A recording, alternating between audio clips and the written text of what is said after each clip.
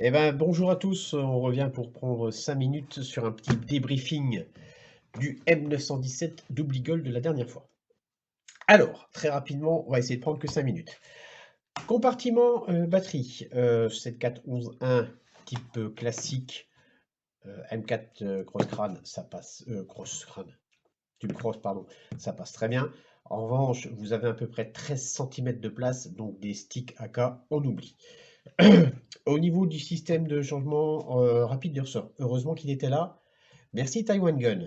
Lol, ils m'en ont fait une bonne. J'avais demandé 350 FPS, car comme vous le savez, sur Taiwan Gun, vous pouvez demander un réglage de la puissance. C'est gratuit. Bon, ben, je me suis retrouvé avec une réplique à 410 FPS. Alors, heureusement que j'avais un peu dans mon bric-à-brac des ressorts qui traînaient. Donc, à titre d'information, avec un M80, vous êtes à peu près à 300-305 FPS au peuple à 0. Avec un M90, là de la marque MAG, j'avais ça qui traînait dans mon stock, je sors à 335 FPS au peuple à 0. Donc, pour une réplique qui est quand même typée assez CQB bâtiment, pour moi, ça me va très très bien. Donc, je suis parti sur un M90.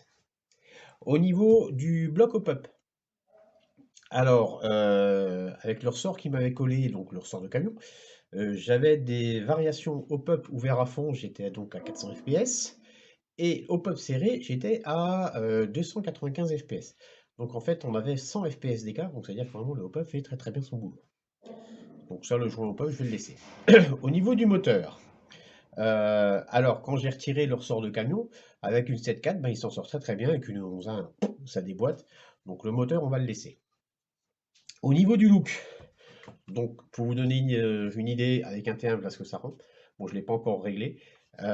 Pareil, au niveau du silence, un petit silencieux, voilà ce que ça peut rendre au niveau du look. Ensuite, hein, c'est comme le T1, c'est les goûts et les couleurs. Vous faites ce que vous avez envie de faire, c'est l'intérêt de customiser sa réplique d'Airsoft. On va parler de l'interne, au niveau du réglage électronique de la Gearbox. Alors, un seul défaut, c'est que la notice est en anglais. Donc, alors ça, vous inquiétez pas, c'est juste mon acquitté américain qui a décidé de me pourrir un peu la vidéo, façon José Garcia aux cérémonies des Césars.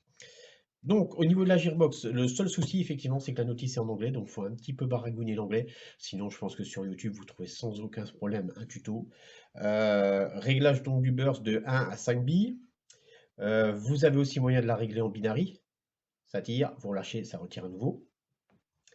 Et vous avez moyen aussi d'avoir 3 réglages différents pour la queue de détente. Donc franchement, c'est top.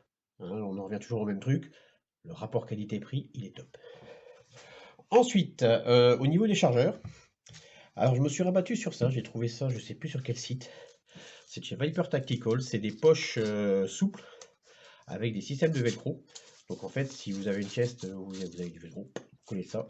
Et les chargeurs, bon, rentrent un peu en force, ils sont très bien maintenus. Donc c'est vrai que je me dis qu'il va me falloir une double poche après parce que ça va être compliqué à remettre en jeu. Mais au moins vous êtes sûr de ne pas perdre vos chargeurs et au moins ça ne se brinque-balle pas comme dans des poches de chargeurs type M4 ou AK où là ça colle pas du tout au niveau du format.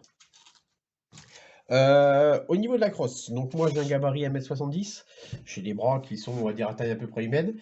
Donc la crosse me convient très très bien. J'ai un très très bon ami à moi qui est passé. Il a testé, lui il fait 2 mètres. C'est clair que pour les grands gabarits, la crosse, ça va être un petit peu juste. Et c'est dommage. Mais sinon, honnêtement, bah, c'est quand même une très très bonne réplique. J'ai pas eu l'occasion, parce que malheureusement, bah, j'ai eu 15 jours un peu venteux. Donc pas trop moyen de voir ce que ça pouvait donner au niveau portée de tir. Mais bon, vu l'efficacité du hop-up, ça m'inquiète pas trop. Et je pense que ça devrait être pas trop mal. Voilà ce qu'on pouvait dire sur le M917. Bah écoutez, hein, pour le prix, on va dire qu'on cherche les défauts, mais franchement, voilà, vous avez envie de vous faire plaisir, à moindre coût. Bon, je sais pas, j'ai pas regardé le tarif parce que avec les événements en ce moment dans l'Est, hop là, pour éviter de casser le matériel, avec les événements dans l'Est, je pense que les tarifs ont dû peut-être un petit peu augmenter chez Taiwan Gun.